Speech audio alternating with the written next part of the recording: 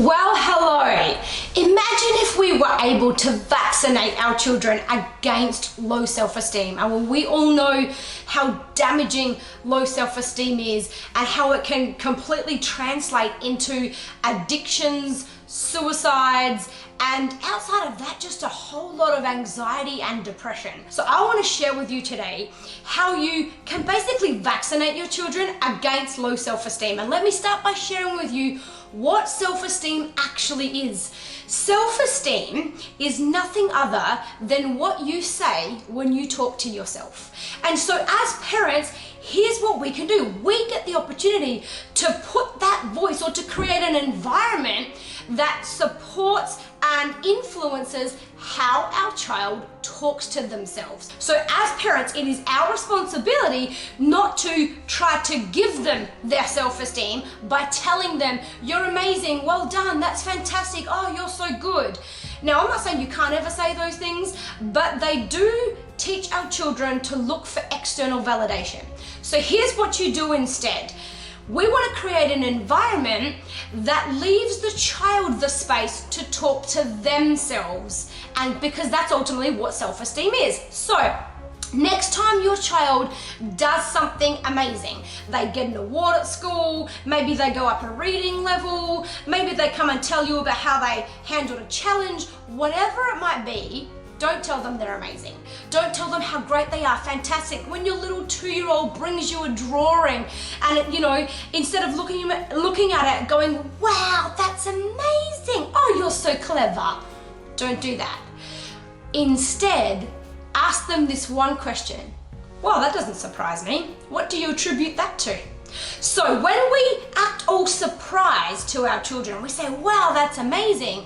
The subconscious message in that reaction, although it's not our intention, the subconscious message they receive, the voice that goes on inside their head is, oh, you didn't expect that of me. Oh, you don't see me as that good. Well, maybe I'm not that good. You were surprised by the fact that I did that well. So if instead we respond with, oh, it doesn't surprise me, to be honest. What do you attribute that to? When they got an award, they got picked for a team. Well, it doesn't surprise me. I mean, very well done. What do you attribute that to? Now, what that does is it leaves the child space to tell themselves, well, I've worked really hard. I'm a hard worker. Yeah, I did pretty well. But next time you have the opportunity to praise your child, be calm about it. Be real in your energy, but be calm and say, well, that doesn't surprise me at all. Because what you've just told your child is, of course you did. I expect that of you. That's how I see you. I see you as the kind of person that does well, that gets awards, that's resilient, that's adaptable and all those things. So it doesn't surprise me at all.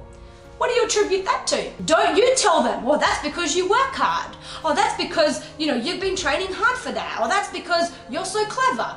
Don't you give them those sentences, because that doesn't give them self-esteem. It leaves no room for them to say that to themselves. Instead, they take our voice, and our voice becomes their inner voice, but the downside of that is we're not always going to be there. And we don't want to teach our children to have someone around to validate something they've done in order to feel like they're good enough. We want to raise conscious children who are congruent, authentic, true to themselves, and that can be in their own moment and receive their own internal feedback that I'm pretty awesome. I did a good job. I'm good at what I do. And so when we're not there to give them that sentence, where will they get it from if they've never had to get it internally before? So as a parent, set up the environment, just share with them, what do you attribute that to? And for those of you who would love more information on all of the different language changes, just these little words here and there that completely build a child's self-esteem, so that essentially you are vaccinating your child against low self-esteem, we can do that. It's all about how us as parents set up an environment, a mental and emotional environment for our children to invite them to find those kind of sentences themselves, so that the voice on the inside of their head is not ours, it is just theirs. My name is Holly Noonan, I'm from The Holly Effect, and if you have enjoyed this movie, then please, down below, If you want more of this kind of stuff, let me know. Do you want to know more on how to build a child's self-esteem? Do you want to know how dangerous it is if a child doesn't have, high self-esteem? What is it that you would like to know specifically around self-esteem? Are your children struggling with something around their self-worth or their confidence? Do you have a shy child? If you do, please comment below, share a specific question if you can, and I would love to get around to answering that for you.